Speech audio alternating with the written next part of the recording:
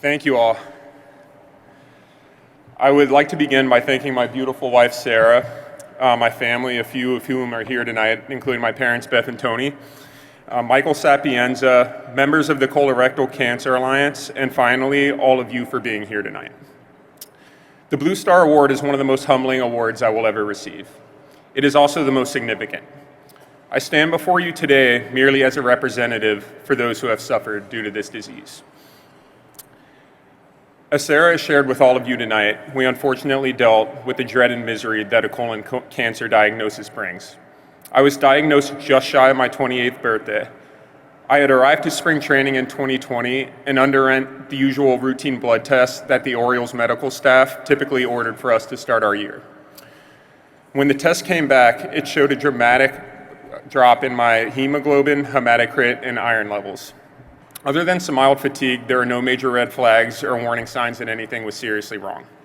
We all figured that celiac disease or stomach ulcer was likely to blame, which is unfortunately what a lot of young onset cancer patients are told, in the early stages of their diagnosis.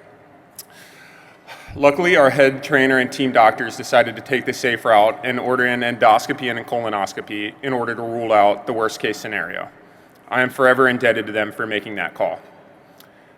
I awoke to my gastroenterologist walking Sara and I through the procedure he had just performed. You don't have celiac disease, you don't have stomach ulcers. Even before he said it, I knew that what he was about to say was that they found a mass in my colon. I knew I was going to need to be rushed to get a CT scan immediately to see if it had spread. The worst part, however, was seeing Sara's face as he delivered the news. I envisioned what my parents, sisters, and rest of my family's reactions would be, and it made me sick to my stomach for them.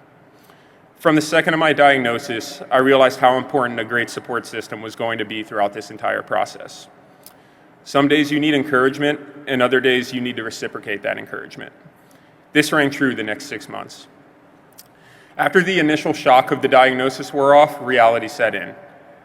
I received surgery at Johns Hopkins and found out shortly afterwards that I was to undergo 6 months of chemotherapy.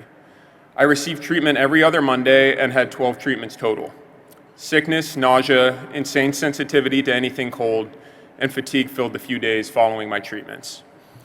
The emotional toll was also immense, with desperation setting in really quickly.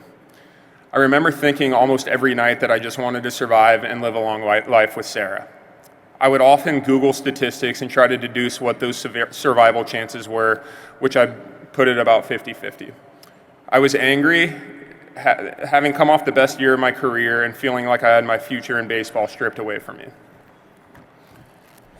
Sadness also set in when I thought about Sara, my family, and my friends potentially carrying on without me. It often felt like too much to handle sometimes.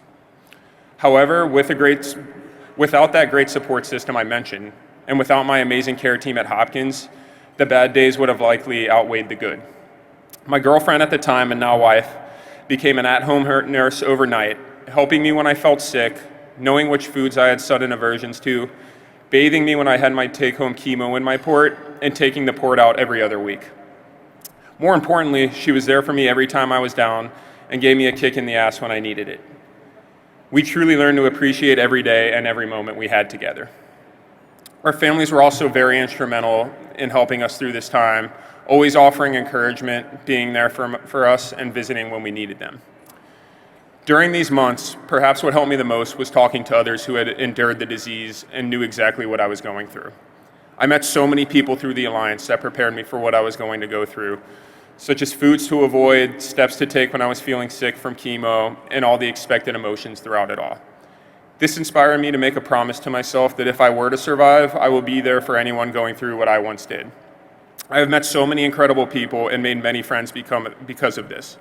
I have unfortunately also lost some of those new friends due to this awful, awful disease. I have seen firsthand the resiliency and bravery of those fighting for their lives and even facing death. It is for them that I accept this award. As Stuart Scott famously said in his 2014 speech at the ESPY Awards, "When you die, it does not mean that you lose to cancer. You beat cancer by how you live, why you live, and the manner in which you live." I can think of no truer words. When you battle cancer, you don't know how long you have or what the future may hold. How do you face it head on? see the beauty in ordinary days, cherish the presence of loved ones, travel to new places, treat others with kindness and dignity. Thank you again to the Colorectal Cancer Alliance for allowing me to share my story with all of you tonight. It has been a true honor. Let's continue towards eradicating this brutal disease once and for all. Thank you all so much.